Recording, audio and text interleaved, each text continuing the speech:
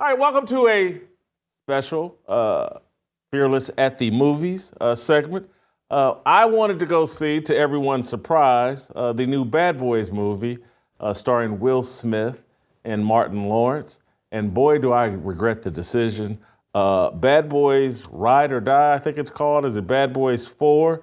An awful, awful movie. I wanted to leave 3 minutes in, maybe 2 minutes in. I left the movie maybe an hour and 5 minutes in. I just couldn't take it anymore. It was just too stupid for me. There was no hidden message or nothing that offended me other than it was just too stupid for me. I just couldn't follow it. And, it was so removed from reality. Even the opening scene where they get held up at a convenience store and all that stuff, it was so unpacked in such an unsophisticated way and just detached from reality, and just every scene just seemed no reality, no reality, no reality. So I finally hit the eject button and left, but Anthony, Shemeka, and Kevin all saw the movie and probably stayed through the whole thing and probably have a slightly different take, but Bad Boys, bad movie from my perspective. We'll let the lady fire first. Shemeka Michelle, am I wrong here?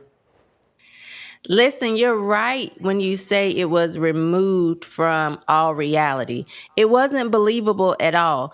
The fact that these men in their mid to late 50s or however old they are would be able to do the things that they had them doing in this movie, it just isn't real. I mean, the Viagra that I see floating around, I know y'all not going out here doing all this fighting and blowing up stuff. I just don't believe it. So that wasn't real. However, it was kind of like the Woman King or maybe Jurassic Park. Like, it's not real, but it's so action packed that is interesting. That's how it was for me. I knew it wasn't real, but it was like a Jurassic Park with cops. So it was so much blowing up, so much explosive, scenes that it was fun to watch, and the comedy in there. I did notice that Martin Lawrence slurred his words a lot, but when he needed to, jump in and fight the albino alligator, he did just that. So it wasn't real, but it was interesting. Jurassic Park with cops. I like that description. I liked Jurassic Park 1 and didn't like any of the Jurassic Parks after that. Right. And so Jurassic Park with cops, that's probably accurate. Yeah. Gentlemen? So I would say you got to qualify it. If you haven't seen all the other Bad Boys movies, then this one would seem just dropped out of the blue. But if you follow the other Bad Boys movies, there is an expectation. It's not a biography. It's not a drama. It's kind of a fun cop type spiel. That's really what it's playing off of. So there is some unrealistic, loose, with the rules, loose with reality. That's a base. I already understand that. Not Beverly Hills Cop is what you're telling me. It's not Beverly Hills Cop. I love Beverly Hills Cop, and I was expecting it to lean just a little bit that direction. No. Yeah. This wouldn't be that. Yeah. For me, I have to notch off some of it just because of the vulgarity. Like, it was just a little too much for me to just, okay. But the action, if you've seen the other Bad Boys movies, the action is right on par. The storyline, the whole, juggling, family. And I thought, I was one of the things in my predictions about you, I was thinking maybe he would pick up on the fact that there is heterosexual love in this movie. For a brief moment, yes. Well, you or in the hour and 5 minutes you saw. Yeah. There's the whole family theme, and because you missed some of the other part of the movie, there's some military love in there. So yeah, there was some. It's a Bad Boys movie. I'm gonna leave it right there. Scale of 1 to 10, Anthony. I can't give it any higher than a 7 for me because of a lot of the vulgarity piece. But Kevin, before you, Shemeka, scale of 1 to 10. I didn't think about the vulgarity until Anthony said something, but it reminded me of when Tiffany Haddish stuck out her tongue. That was just disgusting to me. So I'm going to give it a 6. So you I know the scene probably, I'm talking about. yeah, I didn't even think about it All right. until you brought it back to my remembrance. That tongue, ugh, disgusting. Scale of 1 to 10. 6. 6. All right, Kevin. Now It's a 6, solid 6. And I had never seen any of the Bad Boy movies, so it was like a Chuck Norris, Arnold Schwarzenegger, Rambo movie from the '80s, mixed with Fast and the Furious, right? It was so.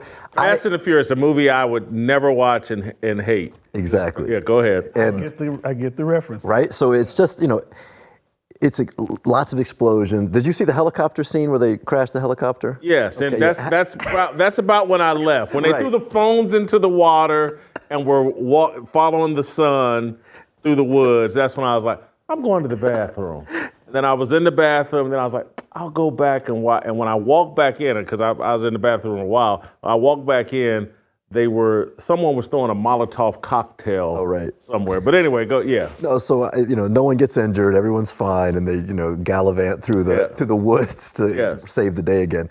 But I'm a fan of Martin Lawrence. I'd forgotten how much of a fan of his I was. He is funny, man. So I laughed out loud probably 3 or 4 times. So that gives it a 1 thumbs up. I expected to hate it. I hated it at the very beginning. I was like, I'm gonna leave. I said, I'm not gonna be able to handle this. But then I kind of sat back, watched, and I just appreciated it for what it was. A Chuck Norris, Arnold Schwarzenegger, Commando type of movie, so. See, I liked Commando, I liked Rambo.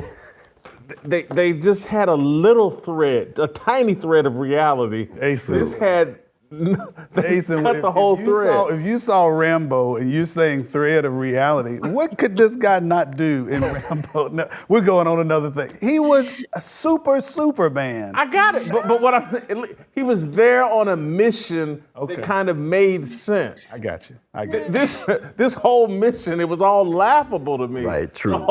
The scene where they walk in on their bosses having a meeting and none of that. None of it made sense. Yeah, I didn't. Well, and the cop having a billionaire's wedding, right? Yes. He's a cop. Yes, that was the other thing. It's like, this is Miami cops are living in houses like this. Right. This is crazy. And then I'm gonna tell you the other thing that I just me in my mind, the Martin Lawrence heart attack scene. Oh yeah. That's just to justify his slurred speech as an actor. That's the only reason why they added that, so you wouldn't be bothered by the way he talked during the movie. I got you. It's just forced in there, like for no reason. Martin Lawrence had a heart attack. How did that? And again, maybe I didn't stick around. How did that connect to the rest of the movie? What he envisioned, the piece, but see that Where goes he died and he was invincible. Yeah. But that goes back to the other movies. His character arc has always had issues with anger management, balancing, and all this kind of stuff. So in the last movie, he was dealing with anger management, being able to calm down, not be so fly off the handle. This movie, he's dealing with this new kind of, and that was another piece to it that I thought was interesting, because they're both older. And so with older men, they're bringing out some of those things, the heart, the panic attacks, and all of that kind of deal. So It had some Die Hard elements to it too. This kind of over-the-top explosions and shoot 'em up. I don't like those. Again, I'll go see the first ones of those. Right. But I never return back. And so this is a quirk in me. Other people may find some elements of this movie enjoyable. I don't like action movies. Fast and the Furious, you couldn't pay me to go watch that. Anything that's driving around super fast on the highway and through streets, I've never seen that. I've lived in all these major cities, and I've never seen cops and here's a cop in a $200,000 sports car? It's a Porsche. yeah. Wow, what drugs do they deal in their spare time? Help me explain how They were looking for corruption, so who knows? Yeah. Shemeka, you got a final thought? I was just going to say, you brought back Rambo, and I've been waiting my entire life to have a machine gun with the chain of bullets that are just hanging, that'll just keep feeding through the gun. I've been waiting to do that all my life. And so, yes, it's just not real. But I will say, I gave the movie an extra point or two for the son, because everybody knows I love black men, but the fact that his father was black in the movie, I gave him a pass, and that spiced it up some. I don't know if I followed that.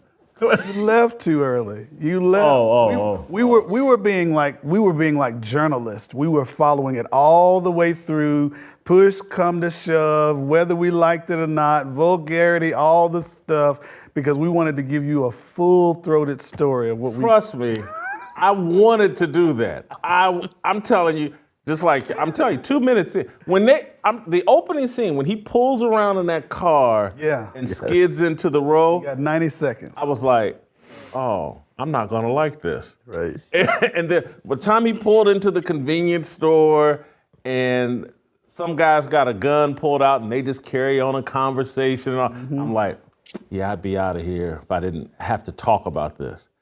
And then by the time I got an hour and they fall down in the helicopter and everybody just swims away and starts walking, I'm like, let me go to the bathroom. I've been holding this. I was like, nah, I can't do it. I'm out of here. Oh, man. That's funny. Bad movie. Thank you, guys. That's our review of Bad Boys. I say bad movie. These guys say there's some enjoyment there. Get the right popcorn, right date.